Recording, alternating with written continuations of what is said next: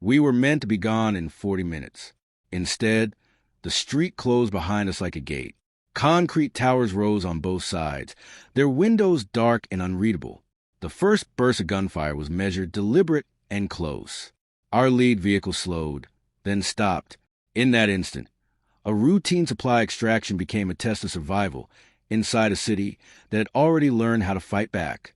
The operation unfolded in a contested district on the edge of a regional capital, where government control shifted block by block. Weeks of intermittent clashes had isolated a logistics depot holding engineering components and medical equipment critical to ongoing stabilization efforts. The mission assigned elements of the Philippine Army was precise: enter secure, extract, and withdraw before hostile forces could consolidate a response. The unit came from the Light Armor Division, trained for mobility in dense terrain. Their vehicles were not heavy main battle tanks, but lighter platforms designed to move quickly through constricted streets. Inside each hull, crews monitored optics and radio traffic, while infantry squads prepared to dismount if conditions required. The balance between speed and protection defined every decision before departure. At first light, the column assembled beyond the district perimeter. For armored vehicles and 2 cargo trucks formed a compact convoy. Maps were reviewed one final time, highlighting alternate routes and potential choke points. Intelligence assessments indicated the presence of loosely organized insurgent cells, capable but fragmented. The expectation was resistance, not a coordinated urban trap. As the convoy entered the district, the environment tightened. Abandoned storefronts lined the avenue. Construction cranes stood motionless above half-finished buildings. Burned vehicles narrowed traffic lanes into single-file corridors. Every intersection required careful clearance. Gunners scanned rooftops and balconies, aware that vertical threats in urban terrain often outnumber those at street level. Civilian presence had largely receded, but signs of recent habitation remained. Laundry hung from balconies. Market stalls were shuttered rather than dismantled. The silence carried weight.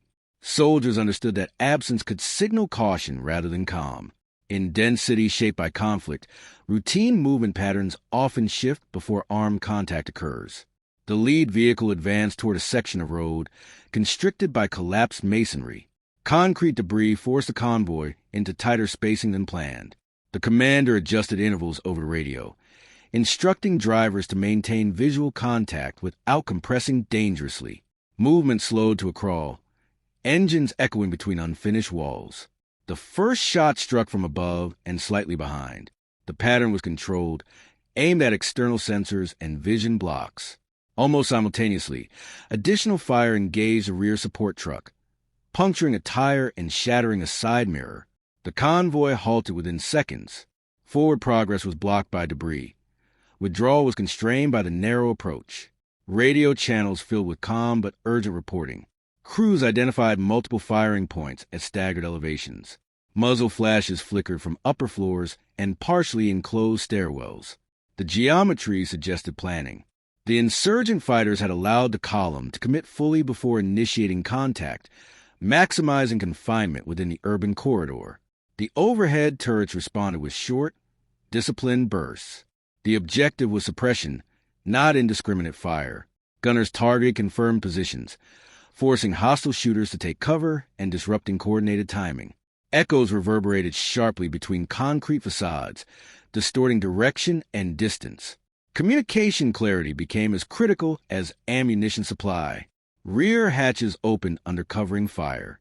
Infantry squad dismounted and pressed against building walls, moving low and deliberately. Team leaders divided sectors, assigning responsibility for flanking alleys and stairwells. The transition from mounted to dismounted posture required seconds but felt longer, each movement exposed to unseen observers above. Inside the mobilized lead vehicle, the driver reported limited forward visibility due to damaged optics. A technician began troubleshooting while the commander reassessed the route. The possibility of reversing was quickly dismissed. The convoy's safest option lay forward, through the engagement area, if a viable corridor could be created. The insurgent fire demonstrated coordination, but avoided reckless exposure. Fighters shifted between floors, using interior hallways to reposition. Their tactics relied on the vertical complexity of the district. They did not seek decisive confrontation. They sought to stall, disrupt, and potentially isolate individual vehicles from mutual support. Under sustained turret suppression, one infantry element advanced along a narrow side passage identified during pre-mission planning. The alley offered partial concealment and a potential flank toward the depot compound. Progress was measured in meters. Each doorway was checked, each landing clear before the next step forward. Within the depot perimeter, time carried strategic weight. The supplies stored there included generator components for field hospitals and replacement parts for engineering units clearing roadways. Delays would ripple across multiple sectors. The mission's importance extended beyond immediate tactical concerns to broader stabilization efforts across the region. A coordinated push allowed one armored vehicle and two infantry teams to reach the depot's outer wall. Instead of using the exposed main gate, they entered through a breach created by earlier shelling. Inside, stacks of sealed crates remained intact, dust-coated surfaces, but inventory markings were legible and undisturbed. Loading began immediately. A manually restarted forklift moved pallets toward the waiting truck, while soldiers maintained security positions along the compound's interior edge. Outside the walls, intermittent exchanges continued.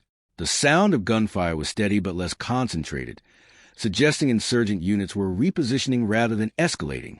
Medical personnel treated a crew member for minor fragmentation injuries sustained when a side panel was penetrated. The wound was contained and stable.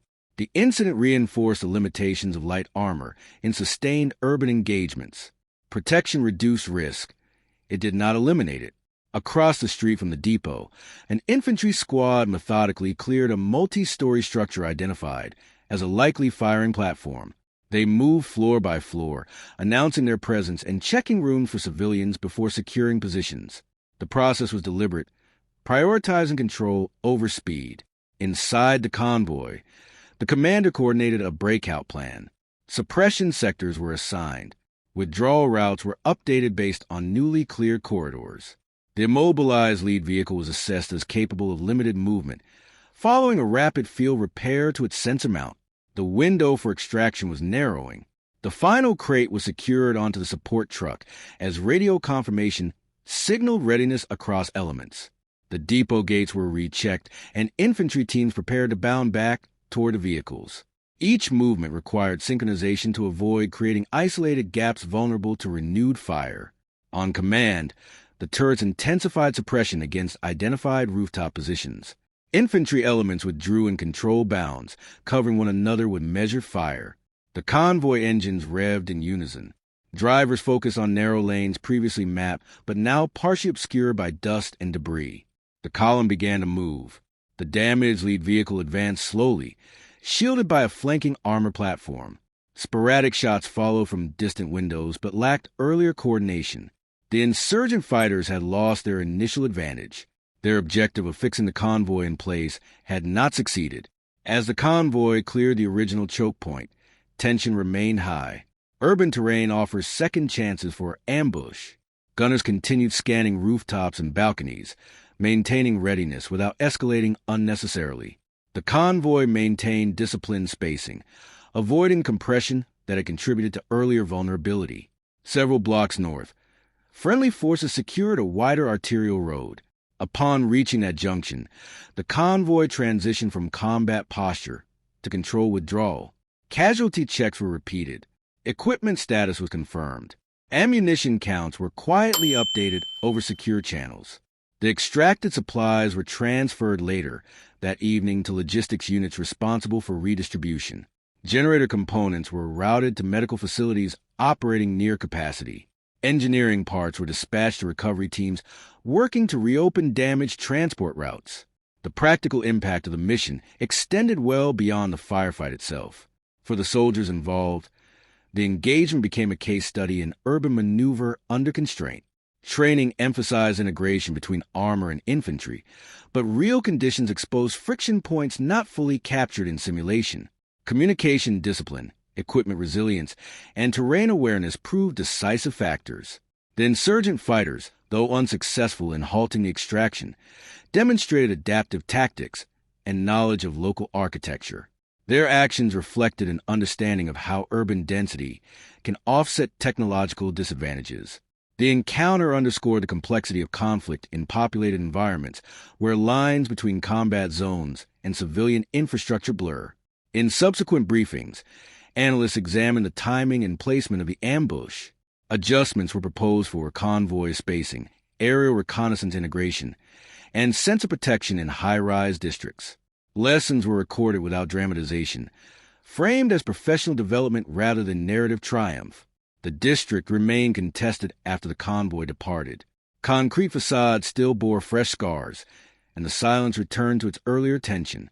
For those who moved through its corridors that day, the operation was neither heroic legend nor strategic turning point.